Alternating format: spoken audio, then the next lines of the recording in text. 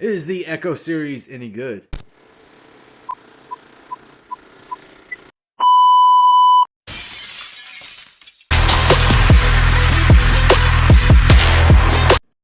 What is happening, guys? Back at you with another video. So we recently got the Marvel show Echo on Disney Plus. They released all 5 episodes at once, so you were able to binge watch through it. So I was finally able to finish it a couple of days ago. So what did I think about this series? So really hearing about the announcement that this was going to be turned into a series, this character of Echo was going to get her own series. I wasn't necessarily excited about it. Sure, she was cool in Hawkeye, the Hawkeye series, but I was just wondering what could they do with her character, what are they going to do, or what kind of story they're going to tell us, dealing with her own series. And I wasn't super hyped for it, and really wasn't like super excited for it.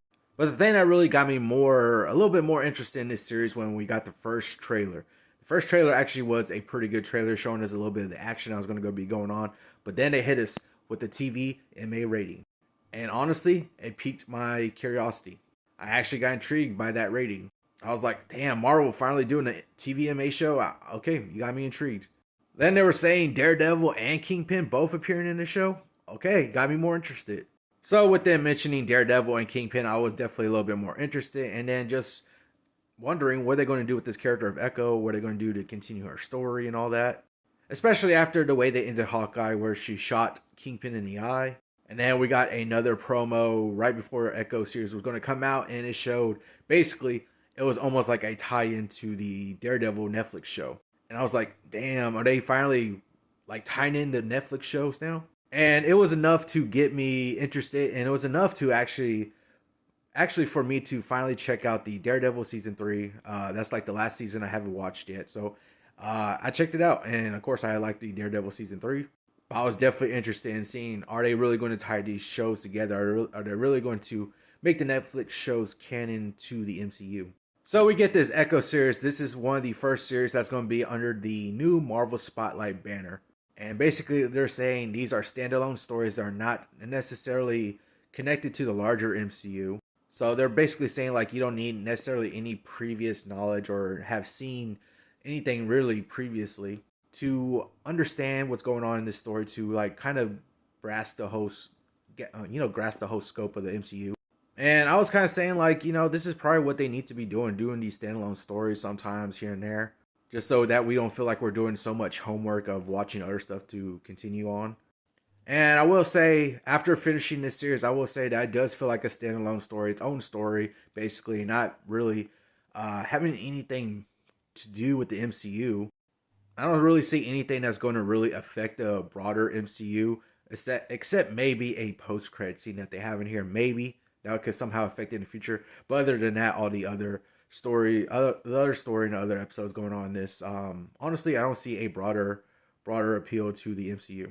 But one of the things I liked about this series was how Marvel is doing this whole representation thing. They've been trying to do it with different projects within the MCU, and I like the way they're able to have the indigenous Native American people and their culture and their history represented in this series, and of course the representation of deaf and having Alaqua Cox as an actual deaf person playing his character, and just having that representation for some people. So I like that Marvel does, in fact, do some of those representation things.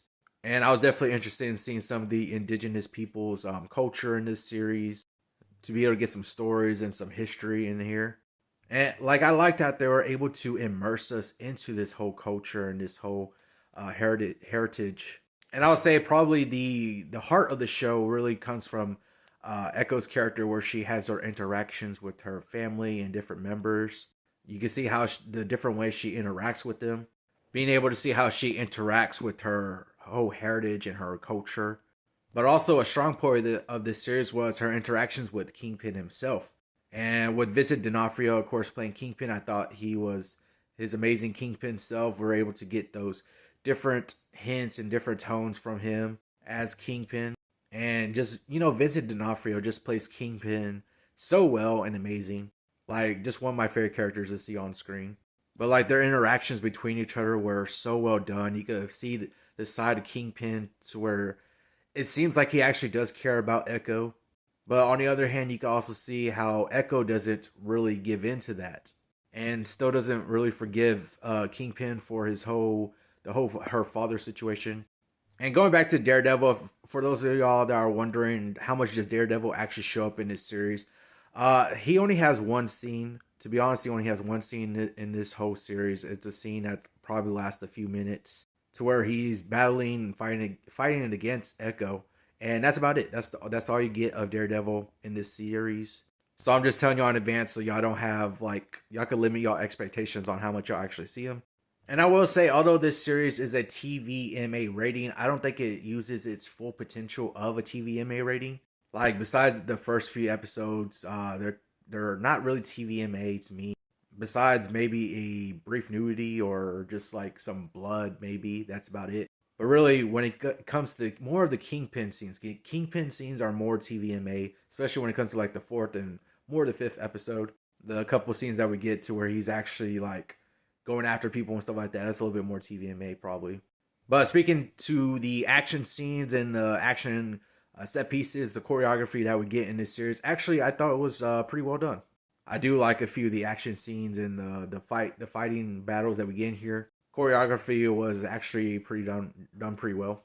And I really like some scenes. There's actually some scenes here, especially with the fighting scenes and a couple other scenes here and there, where we have, of course, Echo, where she's deaf, and we actually get some silent moments, and we get like silent moments with like heartbeats and just basically the way that she hears stuff, or in fact, doesn't hear stuff, but the way that it's like set up to where we're seeing it from her point of view, and just the way that she is around with her surroundings, with basically not having like no sounds around her besides hints and faint heartbeats, maybe. So I thought it was really interesting and kind of cool that they actually did that.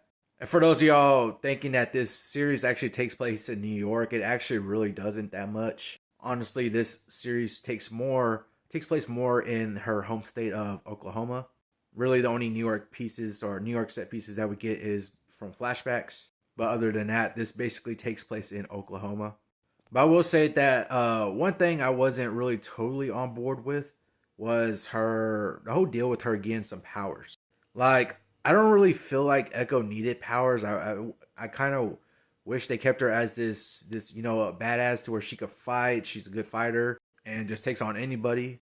Like the way they introduced her powers in this series, I don't really see a use of her having these powers. And even the explanation of her having powers, it feels a little vague. Like they tried to sort of explain it, I guess, and have some family history going on with it.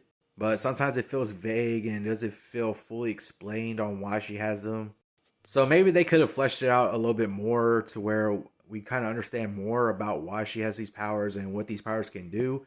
Because they kind of show the powers in action, but it's like still vague on exactly what the powers do. Like I just felt like she didn't really need the powers. We could have kept her as this badass fighter who just be able to take on people. And I think another thing that this series suffers from a little bit is the whole Disney Plus Marvel show structure of rushing the finale. Like the way the last episode is like set up, it feels like it's rushed a little bit and just thrown together. And that's just a thing that a lot of Disney Plus Marvel shows suffer from. There was a couple parts here and there throughout the series that I felt like it dragged just a little bit. I just feel like maybe if they were to cut some parts down, maybe this could have been turned into a movie if they with the better structure and cut some things out, or either extend some of the episodes or extend the series overall to be able to flesh some things out better. And like I was saying before, the overall story of this series, I don't think really affects the greater MCU. So you could kind of watch this and just have it as a standalone story without really knowing anything else or have seen anything else too much. The way the first episode is structured, it almost feels like it's a recap of Hawkeye and her early years. And besides the post-credit scenes where it kind of feels like it could affect the MCU in some way, maybe down in the future. But other than that, it just feels like its own standalone story. I really do like Alaqua Cox as this character of Echo. I do want to see her more in the future. Really enjoyed seeing Kingpin again. And really like all the representation of the indigenous people. Seeing some of their culture and heritage. Overall, I think this is a solid series and worth the check out. But if you have seen the Echo series, let me know your thoughts on it down below. But that's going to do it for this video. Make sure to subscribe and turn notifications on so you know I post another one. Hope y'all all have an awesome day, and I will see y'all in the next one.